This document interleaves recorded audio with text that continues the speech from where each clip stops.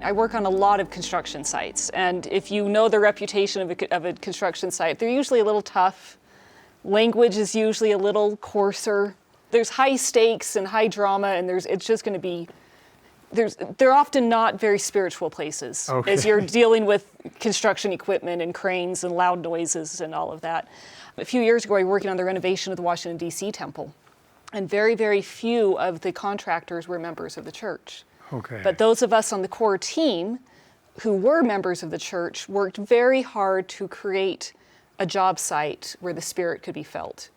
And we never actually went up to somebody and said, "Brother, please don't use that word." But we just created a place where we were kind to each other and we were generous, and we had construction missionaries that would walk around the job site every day and compliment people and ask them if they needed help, and then made cookies every week, and we just created this environment that when conflict came up, as it always does on a big project, that instead of yelling at each other and pointing fingers and who's to blame, we talked as gently as we could and worked through the problem. And the spirit of that job site was different than any I've ever had.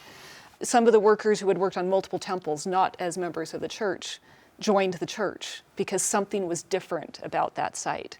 And so I think, and then during the open house, government officials and civic leaders in the Washington, D.C. area came expecting a fight with the church. We're going to get those people for all of the weird things that they do.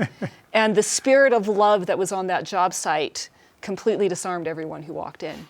And so that entire construction site was sharing the gospel, but we never actually came out and said, "This is what we're doing." You just treat each other well. You just be kind. That is sharing the gospel. You mean not in your job description, but in your covenant description? In your covenant description, yeah. As we're keeping our covenants, we are sharing the gospel.